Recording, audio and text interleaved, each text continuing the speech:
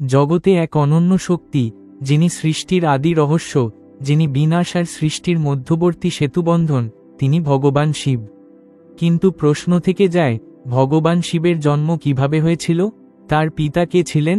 আজকের এই ভিডিওতে আমরা খুঁজে বের করব সেই রহস্যময় কাহিনী, যা বৈদিক শাস্ত্র, পুরাণ, উপনিষদ এবং আধ্যাত্মিক দর্শনের মাধ্যমে উঠে এসেছে। আসুন শুরু করি এক মহাজাগতিক যাত্রা। হিন্দু দর্শনে ভগবান শিবকে বলা হয় আদিদেব, অর্থাৎ তিনি শুরু, আবার তিনিই শেষ। বেদের ভাষায় শিব কোনো সাধারণ জন্ম গ্রহণ করা দেবতা নন, তিনি স্বয়ম্ভু, অর্থাৎ তিনি নিজেই নিজের কারণ। ঋগ্বেদে উল্লেখ আছে ন তস্য কশ্চিজ্জনিতা ন চাধিপ, অর্থাৎ শিবের না কোনো জনক আছেন, না কোনো শাসক। অর্থাৎ ভগবান শিবকে জন্মের সীমাবদ্ধতায় বেঁধে রাখা যায় না, তিনি কেবল জন্মান না, তিনি চিরন্তন অস্তিত্ব। তবে বিভিন্ন পুরাণে শিবের জন্ম নিয়ে নানান কাহিনী রয়েছে। যেমন এক শিব পুরাণে বলা হয়েছে অসীম আকাশে এক মহাজাগতিক দীপ্তিরূপে শিব আবির্ভূত হন। তিনি ছিলেন আগুনের স্তম্ভ, যার কোনো শুরু নেই, শেষ নেই।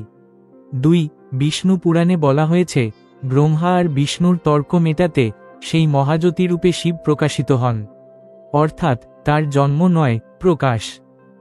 3 লিঙ্গ পুরাণে বলা হয়েছে সৃষ্টির পূর্বে শুধু এক পরম তেজস্বরূপ আলো ছিল, সেই আলো থেকেই মহাদেব প্রকাশিত হন।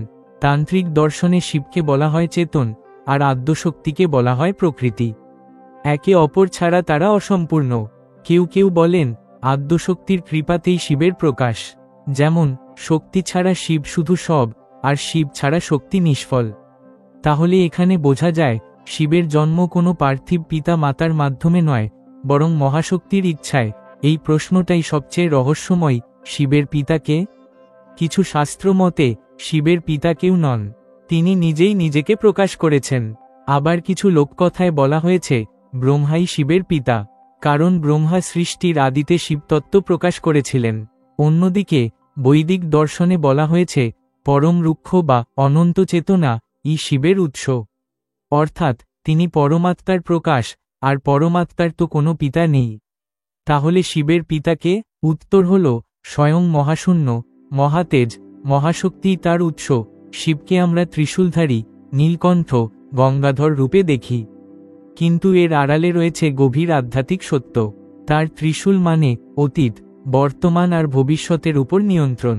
তার নীলকণ্ঠ মানে সমস্ত বিষ নিজের মধ্যে ধারণ করার শক্তি, আর তার মাথার জটায় গঙ্গা, অর্থাৎ জ্ঞানের প্রবাহ।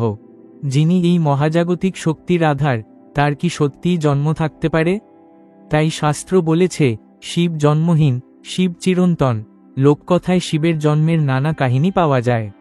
যেমন এক কাহিনী অনুযায়ী ব্রহ্মা যখন সৃষ্টি শুরু করলেন, তখন তার কপাল থেকে হঠাৎ এক প্রজ্বলিত সত্তা বেরিয়ে এলো, সেই সত্তাই ছিলেন শিব। আবার এক কাহিনী অনুযায়ী ব্রহ্মা ও বিষ্ণুর মধ্যকার অহংকার ভাঙতেই এক আগুনস্তম্ভ রূপে শিব প্রকাশিত হন। অন্য এক লোককথা বলে আদ্যশক্তি দেবী পার্বতী প্রথমে আলোরূপে ধ্যান করেছিলেন, সেই ধ্যান থেকেই মহাদেব আবির্ভূত হন। সব কাহিনীর মূলে একই সত্য, শিব জন্মগ্রহণ করেন না, তিনি প্রকাশিত হন।